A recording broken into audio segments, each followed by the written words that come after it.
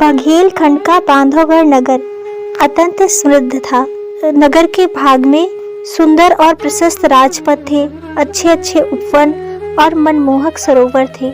एक और सभ्य और शिष्ट जनों के घर थे और दूसरी ओर कुछ झोपड़ियां थी, हरे भरे खेत थे।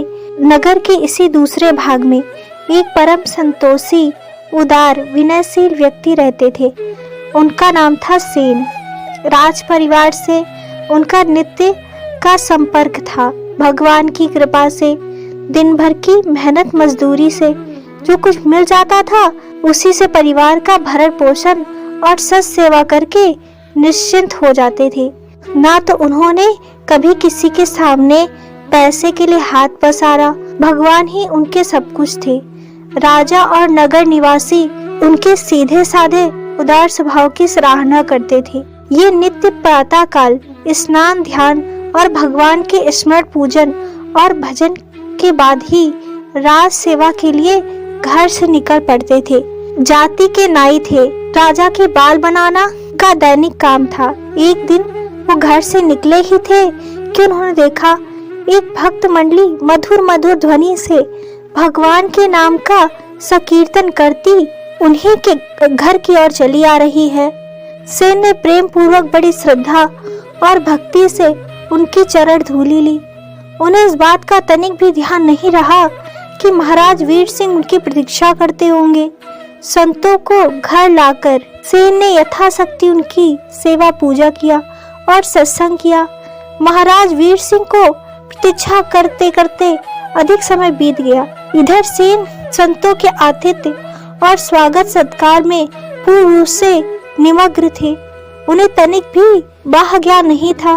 इतने में सेन नाई के रूप में स्वयं भगवान राजमहल पहुंच गए। उनके मुख पर अलौकिक शांति की किरणें थी। प्रसन्नतामयी मुस्कान की ज्योतिर्मयी तरंगे उनके अधरों पर खेल रही थी। उन्होंने राजा के सिर में तेल लगाया, शरीर में मालिश की और दर्पण दिखाया। उनके कोमल स्पर्श से राजा को जितना सुख मिला उतना और पहले कभी अनुभव नहीं आया था। राजा को ऐसा लगा सेन के रूप में कोई स्वर्गीय अथवा सर्वथा दिव्य प्राणी ही उतर आए हो। भक्त मंडली चली गई।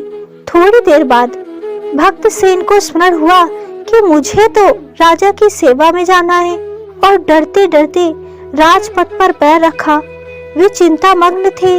राजा के बिगड़ने की बात सोचकर वे डर रहे थे कुछ भूल तो नहीं आए। एक साधारण राज सैनिक ने टोक दिया, नहीं तो अभी तो राजमहल ही नहीं जा सका। सेन आश्चर्यचकित थे। आपको कुछ हो तो नहीं गया? मस्तिष्क ठीक ठिकाने तो है ना भैया?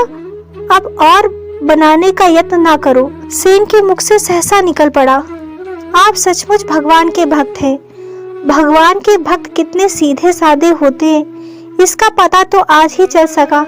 सैनिक कहता गया, आज तो राजा आपकी सेवा में इतने अधिक प्रसन्न है कि इसकी चर्चा सारे नगर में फैल रही है। सैनिक आगे कुछ न बोल सका।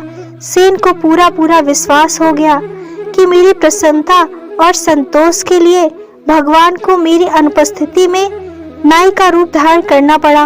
वे अपने आप को धिक्कारने लगी। एक तुच्छ सी सेवा पूर्ति के लिए श्री भगवान ने को मेरा रूप लेना पड़ा। प्रभु को इतना कष्ट उठाना पड़ा जो पल भर में समस्त लोक लोकांतर का संहार कर सकते हैं। भगवान के चरण कमल का ध्यान किया और प्रभु से क्षमा मांगी। उनके राजमहल में पहुंचते ही राजा वीर सिंह प्रेम और विनय तथा स्वागत सत्कार से उनसे मिले। भगवान का साक्षात्कार उनके ही प्रभाव से हुआ था। भक्त सेन बड़े संकोच और विलंब के लिए क्षमा मांगी। संतों का अचानक मिल जाने की बात कही। दोनों एक दूसरे से के गले लगने लगे।